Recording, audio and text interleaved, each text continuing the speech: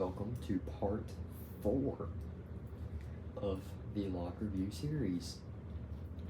Today we have a masterlock number 1. It is an older one, but you can still buy this lock.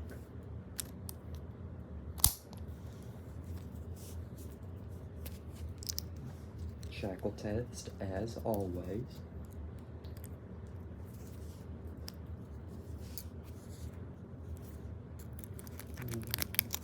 And I, once again, do not have the keys to this lock. It is that way with most of my locks.